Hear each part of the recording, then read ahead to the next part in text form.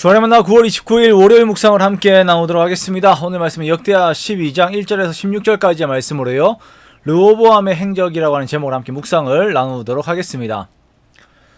오늘 본문에서는 르호보암의 행적을 말씀하시면서 그가 하나님 앞에 온전하지는 못하였지만 하나님께서 그에게 베푸신 은혜의 내용들을 이제 말씀을 하시면서 보여주고 있습니다.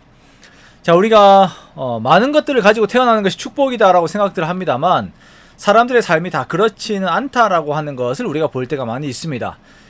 물려받은 자산들이 많이 있지만 정작 자신의 인생을 잘 운영하지 못하여서 삶의 그림이 좋지 않은 사람들이 많이 있죠. 제 주변에도 그런 사람들의 이야기들이 있습니다.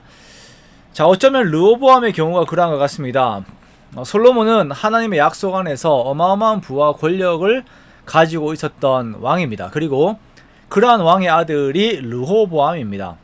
아버지로부터 이어받은 자산이 어마어마하죠. 그러나 그는 그것을 운영할 줄을 몰랐습니다. 그에게 있어서 이제 부족한 것이 하나가 있었는데요. 그것은 정치적인 능력, 왕으로서의 카리스마와 같은 것이 아니라 부족한 것이 이제 하나님을 경외하는 마음이 그에게 없었습니다.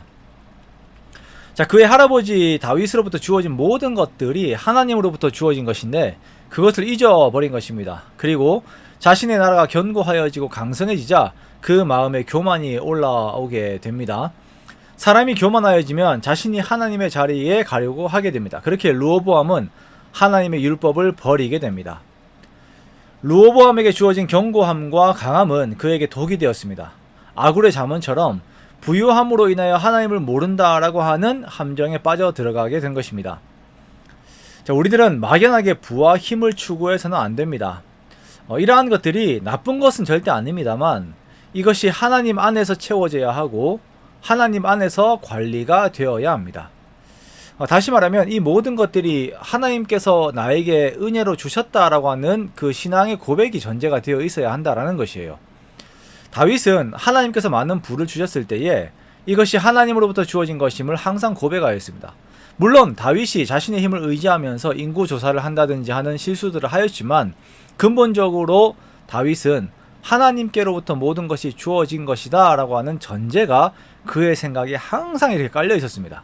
그런데 르호보암은 이 신앙이 약하였어요.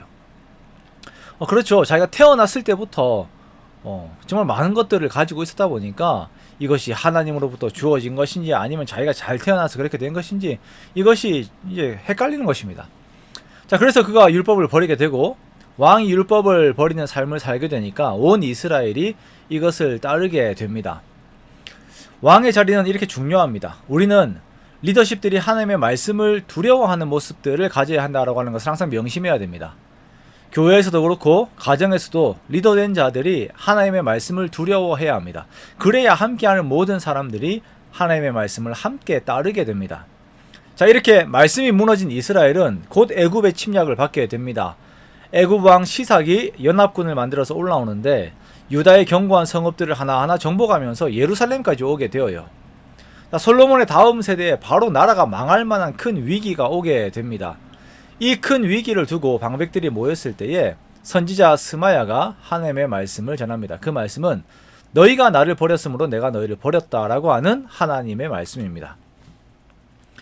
세상을 통치하시는 하나님께서 애굽을 움직이셔서 유다에게 징계를 내리시는 것이죠. 이때 르호보암과 방백들이 회개합니다. 스스로 겸비하여서 하나님께서는 의로우시다라고 고백을 하지요. 그러자 하나님께서는 이들을 큰 어려움에서 구해주십니다. 완전한 구원은 아니지만 멸망은 하지 않게 하세요.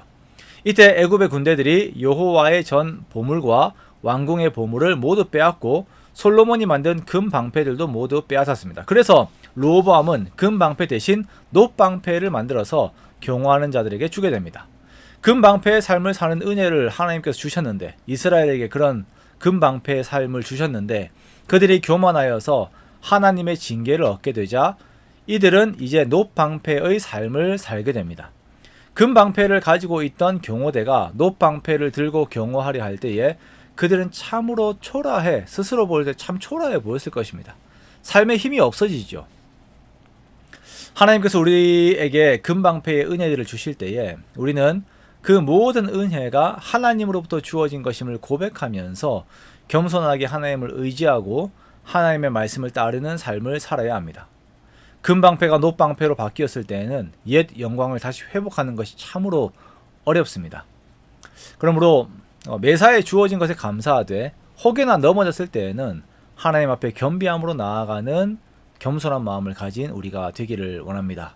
그렇게 이번 한 주도 주님 앞에 겸손함으로 정말 말씀 안에서 나를 돌보는 우리가 되어서 항상 주의 은혜를 누리는 저와 여러분이 되시기를 주님의 이름으로 축원합니다.